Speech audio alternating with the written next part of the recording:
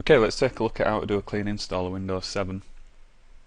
I've got a computer here that needs a new install, and I thought I'd show you how to go about doing that.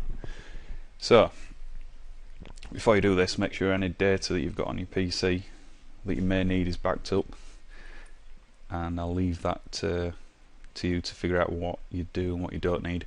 I'm just going to concentrate this time on the actual install of Windows 7. So what I'm going to do is I'm going to go ahead and restart this machine. I've got the Windows 7 disk in, and this machine is now set to boot from the DVD. Okay, so as this machine restarts, it's going to ask me to press any key to boot from DVD, which I do, and now it's going to actually hand over to the disk, and it's going to install the Windows files. Okay, it's now going to start Windows, and it's going to actually boot from the disk and give us the options to install. I'm going to cut this video due to the fact that I don't want to, produce a 1.5 hour video. So I'll show you the important parts and edit the rest out. Okay, here we go. It's going to ask us for our language, and I'm in the UK, so we'll just switch that to UK and then hit next. Okay, this is where we get the option to install or repair, and we've covered repair before in the advanced system restore video, so this time I want to install, so we're going to click install, and that's going to start the setup process. Okay, we've now got to accept the license terms, and then have a read through these. I've installed Windows enough times to know what it says. We'll click on next. So we're going to do a custom, the advanced one. This is due to the fact that I want to wipe this drive. I want to do a format of it, and you'll see here that we've got a 10 gig drive here. This is a virtual machine. It's not a full-blown PC, which is why it's only got a 10 gig hard drive in. So I want to go to drive options. This is going to give me the options now to format the drive.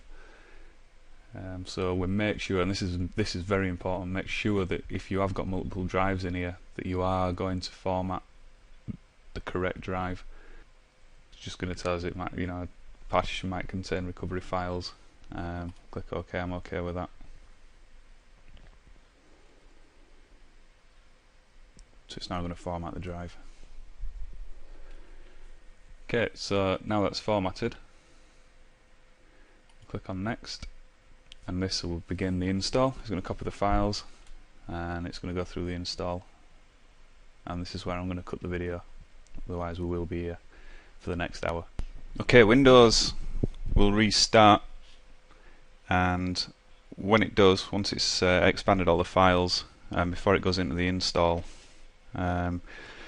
when you get the screen coming up saying you want to boot from CD or DVD, don't press any key, let it boot through, and then it'll continue with the setup. Okay, again you'll see that the computer is going to reboot again, and at this point again don't press any key, let it boot through. If you press any key, you're just going to go into a loop and you'll go back and start again basically. So we'll let Windows restart.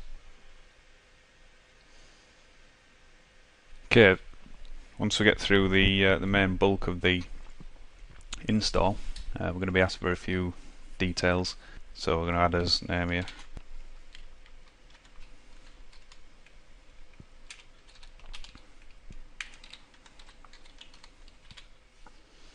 Once you've added your name, click next. Type a password if you want. You can always set that up again later. I'm going to skip this bit for now. Again, product key, I'm going to skip this due to the fact I don't really want to be putting my product key in on the video. And you get 30 days to activate Windows anyway, so you can do that from within Windows or at that point. I recommend you to do it at that point, and then it's done. And the first time you go on the internet, it'll then register your Windows. So we're going to use recommended settings, and this is where we set as time zone, and here I'm actually set at the right time, and then we're going to select home network here, it's just due to the fact that we are on a home network. I'm just going to skip this. This is all the network and sharing setup, and this is, I always find it easier to do this from actually inside Windows, so we can skip that bit. We're all interested in the install at the moment. Okay, Windows is just going to finish up here. It's just going to get the system ready for use. Okay, there we have it. Windows will now update, and we'll just take a look at that. Automatic updates is turned on by default, and I recommend that you leave that there. It needs to update. It's one of the other things, just to make sure that your screen is at the right resolution.